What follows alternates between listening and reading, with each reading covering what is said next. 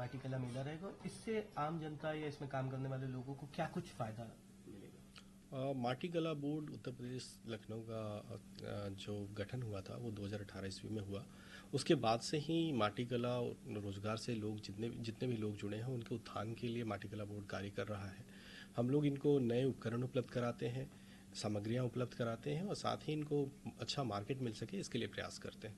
तो जैसे हम लोग विद्युत चलित चाक उपलब्ध कराते हैं, इस साल हम लोगों ने 2300 से ज़्यादा विद्युत चालित चाक का वितरण का लक्ष्य रखा है। इसी तरह पगमिल जो मिट्टी को नरम करने में और उसको डिफरेंट शेप्स देने में मदद करता है, वो पगमिल हम इनको उपलब्ध कराएंगे। साथ ही साथ पहले दिया मेकिंग मशीन भी उपलब्ध कराया गया है माटी कला के आर्टिजन्स को।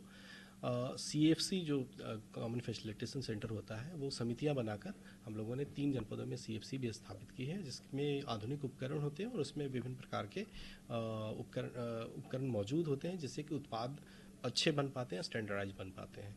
जो मेले का आयोजन हुआ है वो लखनऊ में 10 दिवसीय, कानपुर, वाराणसी और झांसी में 7 दिवसीय और सभी अन्य जनपदों में 3 दिवसीय मेले का आयोजन हो रहा है।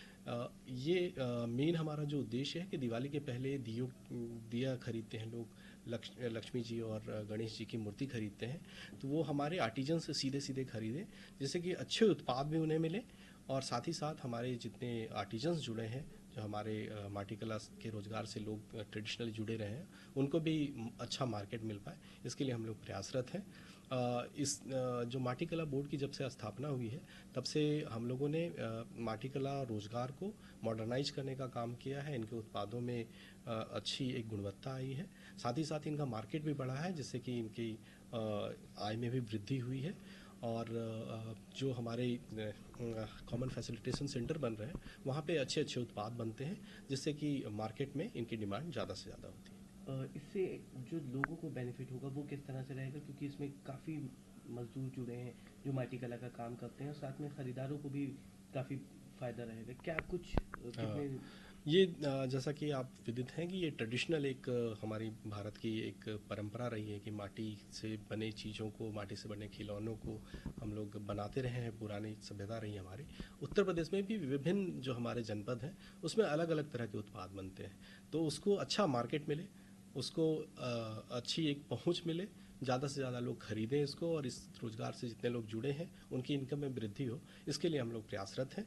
और इसीलिए हम लोग इनको विभिन्न उपकरण उपलब्ध कराते हैं, सस्ते दरों में लोन उपलब्ध कराते हैं, इनको ट्रेनिंग दिलवाते हैं और साथ ही साथ हम इनके उत्पादों की बिक्री के लिए विभिन्न मेले लगवाते हैं, जिससे कि इनको मार्केट एक उपलब्ध हो सके। जो हमारी पिछले साल का जो मेला लगाया गया था लखनऊ का, उसमें 1 करोड़ से ज़्यादा की इनकी बिक्री हुई थी। इस साल भी हम लोग आशा करते हैं उससे ज़्यादा, कहीं ज़्यादा इनके उत्पादों की बिक्री हो और साथ ही साथ जो लोग आए वो उनको अच्छी फीलिंग मिलती है, क्योंकि काफ़ी अच्छे उत्पाद यहाँ पर आप देखेंगे कि हमारा जो मेला लगा है उसमें प्रदेश के विभिन्न स्थलों से, जैसे कि गोरखपुर से टेराकोटा के विभिन्न उत्पाद हैं, आजमगढ़ की ब्लैक पोट्री के उत्पाद हैं, खुर्जा बुलंदशहर के उत्पाद हैं। तो इस तरह के विभिन्न उत्पाद हैं। साथ ही साथ जो ट्रेडिशनल हमारा हम लोग मनाते रहे हैं दिवाली, दिए से मनाते हैं हम लोग, माटी के दिए से, वो विभिन्न प्रकार के दिए हमारे यहाँ उपलब्ध हैं। लक्ष्मी जी और गणेश जी की मूर्तियाँ उपलब्ध हैं।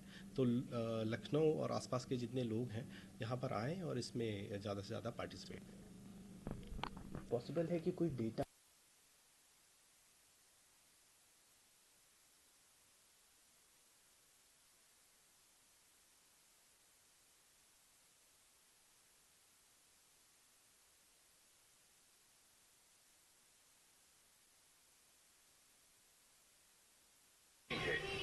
जो झीलों या तालाबों जैसे निकायों से प्राप्त होती है।